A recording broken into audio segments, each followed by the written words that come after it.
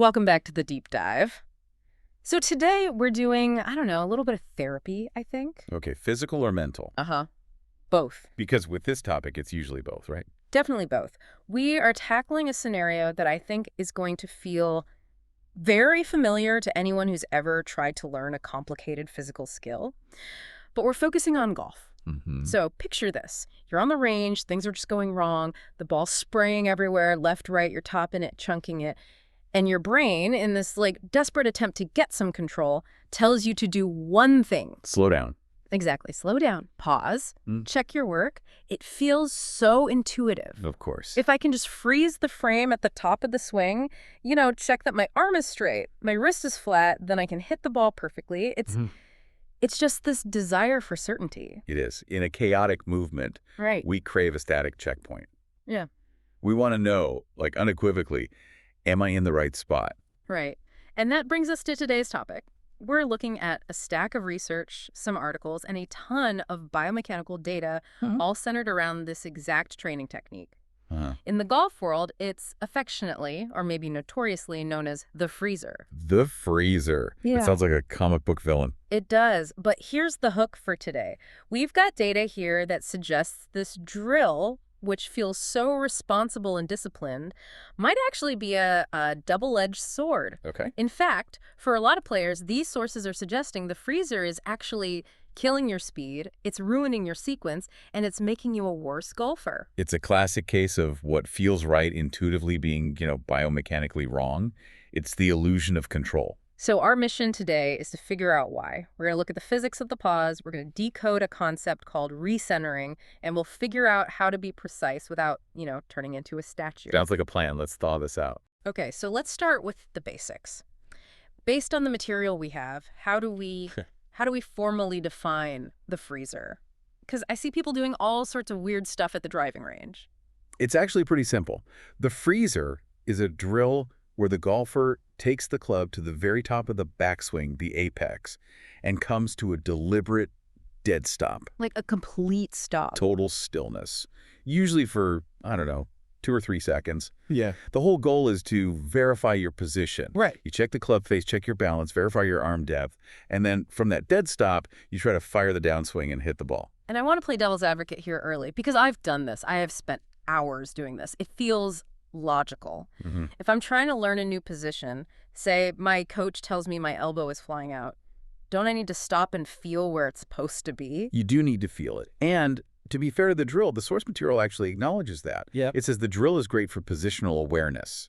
So if you have a flying elbow, you want to tuck it in, freezing lets you confirm you've done it. You get that visual and proprioceptive feedback. So it's not useless. We aren't just tossing it in the trash bin yet. Not useless. But and it's a big one, the source material calls it a double-edged sword. Because while you're fixing the position, you are breaking the motion. Fixing the position, breaking the motion. Let's unpack that. Because to me, if the position is right, shouldn't the motion naturally follow? You would hope so, but Yeah. biomechanics doesn't really work that way. The golf swing isn't a series of poses clicked together like a slideshow. Right. It's a dynamic chain reaction. And when you freeze at the top, you are inadvertently creating this massive physics problem that happens the moment you try to start moving again. This is that section in the notes labeled the anatomy of the mistake. It talks about something called overfreezing. So what exactly happens to the body when we hold that pause for too long? It's all about where your weight is. Or, to be more scientifically accurate, your pressure. When you wind up to the top of the backswing, where is the majority of your pressure supposed to be? Ideally. It's loaded into my trail side. For me, I'm a righty, so it's in my right heel or my right foot. I've turned away from the target to load up. Exactly. You're loaded on the right. Now, if you freeze there and you stay there for 3 seconds, you settle. You get comfortable. You are 100% stable on that back foot. I'm parking the bus on my right leg. You are parking the bus. And this is where the physics gets tricky.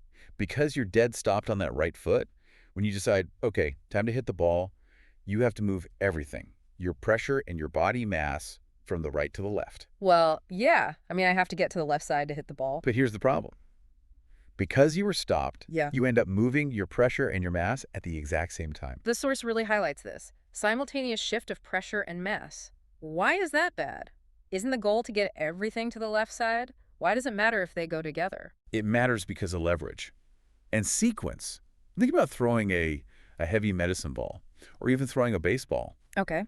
Do you lunge your whole body forward and throw your arms at the exact same moment? No. No, if I did that, I'd probably fall over. I'd step, plant, and then throw. Exactly. You step, that's the pressure shift, then you rotate and throw, that's the mass following. There's a delay.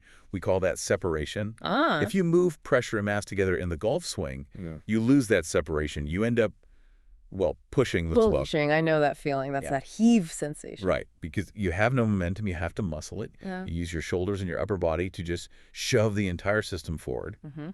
Source material is really clear on this. This destroys your tempo and, ironically, kills your power. Wow. You're working twice as hard to produce half the speed. So by freezing and getting really comfortable on that back foot, I've basically set myself up to lunge at the ball. You've painted yourself into a corner. Because you're dead still on the back foot, the only way to get to the ball is to heave the whole system forward at once. It turns the swing into a shove rather than a whip. This is fascinating because it explains why my practice swings always feel different than when I'm actually hitting the ball. When I take a practice swing, I'm usually moving rhythmically, but the moment I try to be careful with a real shot and pause, the whole swing feels clunky. I'm literally making it harder for myself by trying to be perfect. You are. You're fighting physics. Inertia is a real thing. It takes a lot of energy to start an object moving from a dead stop. It takes far less energy to redirect an object that's already moving. Okay, so if the freezer traps us on the back foot and causes this push, what do the elite players do? Because I watch golf on TV. I see guys like Hideki Matsuyama. He has a massive pause at the top. Yeah. Is he doing it wrong? Or is he just some kind of magician? That's the classic question, right? Hideki is the outlier that proves the rule. If you look really closely at Hideki, and the deep dive notes actually touch on this, his club pauses. Yes. His hands stop, but his body never stops working. Ah, okay. So he looks frozen, but under the hood, the engine's still running. Exactly. And this brings us to probably the most important concept in this entire stack of research. If you take one thing away from this deep dive, it's this buzzword, recentering. Recentering. Okay, it sounds a bit like meditation. Define that for us in golf terms. The source defines recentering as the movement of pressure toward the lead foot, the front foot, while the upper body is still coiled, or even still turning back at the top. Wait, hold on. Let me just get my head around this. So my shoulders are still turning away from the target, but my feet are already starting to push toward the target. That's it. Exactly. It's two things moving in opposite directions for just a split second. Your upper body is finishing the backswing, but your lower body is already starting the downswing. That sounds really athletic and difficult. It is athletic. Think of a rubber band. To shoot a rubber band across the room, what do you have to do? You stretch it. You pull one end back while holding the other end forward. You create stretch. Tension. Elastic energy. In the golf swing, your upper body winding back is one end of the rubber band. Your lower body shifting forward is the other end. That stretch right across your core, that's what creates the snap. That is loading in opposition. And the freezer. It kills the strength. The freezer cuts the rubber can. I mean, think about it. If you stop everything, sit on your back foot, and wait for 2 seconds. The tension is gone. The rubber band goes slack. So when I restart from that dead stop, I'm trying to shoot a slack rubber band. Precisely. You have to manufacture all your power with your muscles because you threw away the free energy from the stretch. You killed the ground reaction forces. That is a light bulb moment. Loading in opposition.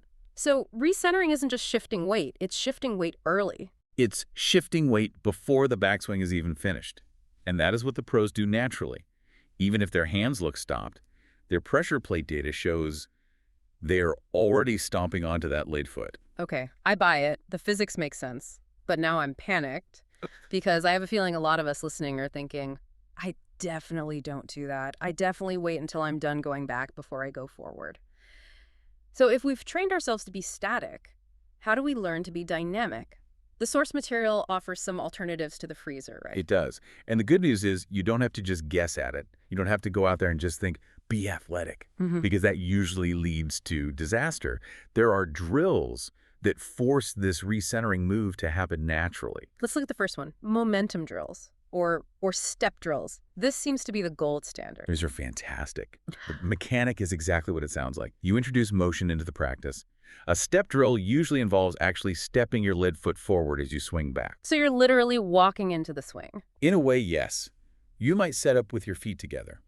As you swing the club back, you physically step your lead foot forward toward the target and plant it. So I'm stepping as the club is going back. Yes. And think about what that forces you to do. You can't step onto your left foot if all your weight is stuck on your right foot. You have to shift pressure just to catch yourself.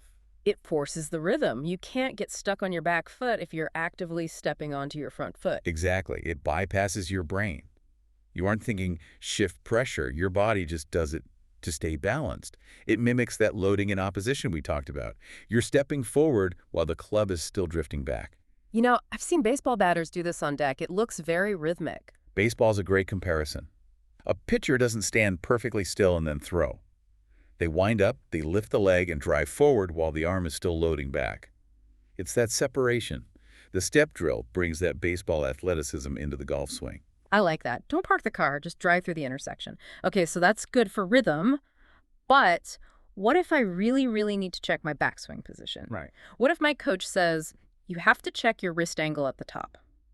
The source has a specific modification to the freezer drill that fixes this exact flaw. It's called stop at lead arm parallel. This is a subtle change, but biomechanically it's huge. Instead of freezing at the very, very top of the swing, you pause when your lead arm, your left arm for righties, is parallel to the ground. So, about 3/4 of the way back. Why does stopping there make such a difference? You're still stopping. You are, but think about the timing. If you stop at the lead arm parallel, you haven't finished your turn yet. You haven't reached the absolute end of your range of motion. Your shoulders probably have another 20 or 30 degrees to turn. Okay, so I stop, I check my wrist. Then what?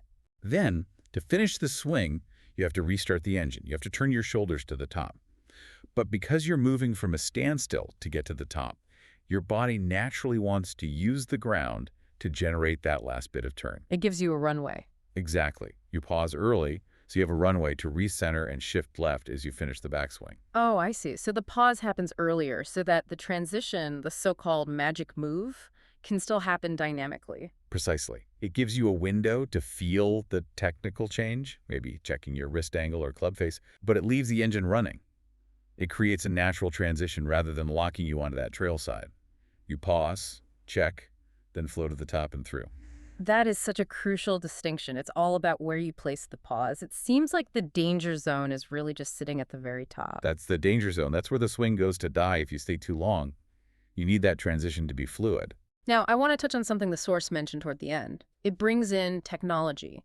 Specifically, it mentions Sportsbox AI 3D technology. We aren't selling software here, but why does the source bring this up in the context of freezing? Well, it brings it up to highlight the difference between feel and real. We've all heard that saying. Feel isn't real. The golfers lament. I feel like I'm Tiger Woods, but I look like a pretzel. Right. So technology like Sportsbox AI can verify these pressure shifts and ground forces in real time. It actually measures it. It serves as a lie detector, really. And what does the data usually show when amateurs do the freezer? The source notes that when they put amateur golfers on these systems doing the standard freezer drill, the data almost always shows the pressure just gets stuck. They pause, and the pressure map shows like 90% on the back foot. Okay. But here's the kicker. When they start the downswing, it's still 80 or 90% on the back foot. They never get left until it's way too late. So they think they're moving, but the computer says, nope, you're hanging back. Exactly. Yeah. And if you're hanging back, you can't compress the ball. Yeah. You flip at it, you lose all your power. The tech just proves that our internal sensors are often wrong when we're static. This brings us to the philosophy of training section of our deep dive. The source calls the freezer a double-edged sword, but it also explicitly says freezers aren't evil. No, they aren't evil, and I think that's important to clarify. We aren't saying never pause again. The source says they are valuable short-term tools for swing transformation. Short-term being the key word. Right. If you're making a radical change to your grip or your plane, you might need to freeze just to convince your brain it's possible. But the danger is making it a long-term habit. It's like training wheels. That's a perfect analogy. Training wheels are great for learning to balance initially, but if you try to race a bike with training wheels, you're going to have problems turning. You can't lean. You can't be dynamic. You got to be efficient. Exactly. The source talks about the balance between structure and flow. The freezer is pure structure. It's geometry. Put arm here, put club here. But the golf swing requires flow. And if you stay in the structure phase too long, you lose the flow. Stagnation disrupts the balance. That's a life quote right there, not just a golf quote. It really is. You cannot perform a dynamic movement statically. So let's bring this all together. We started this deep dive thinking about that pause at the top of the swing, the freezer. It felt like a safety blanket, a way to ensure we were doing things right. But we learned that this safety blanket can actually suffocate the swing. It traps your weight on the back foot. And when the weight is trapped, we lose that beautiful elastic separation, the recentering that generates real power. We end up pushing instead of swinging. We turn off the physics and turn on the muscles. Correct. The intent is good precision, but the execution kills the athleticism. But we have solutions. We're not leaving you hopeless. We can use momentum drills like the step drill to keep the rhythm. Which teaches the body to move pressure correctly without overthinking it. Or, if we must pause to check a technical flow, we do it earlier at lead arm parallel, so we can still shift our pressure dynamically as we finish the turn. It's about training to move, not training to pose. That is the key takeaway for me. The idea that feeling a position shouldn't come at the cost of moving athletically. Absolutely. You have to prioritize the motion. So here's a final provocative thought for everyone listening, whether you're heading to the driving range or just tackling a new project at work. The source material highlights this difference between static and dynamic learning. It's a profound distinction. We so often try to solve problems by stopping, by freezing the frame to analyze it. But in a dynamic system, whether it's a swing, a conversation, or a business negotiation, the power is usually in the transition. The magic happens in the space between the positions. So if you're practicing a movement by freezing it, ask yourself, are you actually learning to move, or are you just learning to stand still? That is the question. Perhaps true power and true mastery comes from the transition, not the position. It's not about where you are. It's about how you move from there to the next place. I couldn't agree more. Don't get stuck. Something to chew on. Thanks for diving in with us today. See you in the tee. We'll see you next time.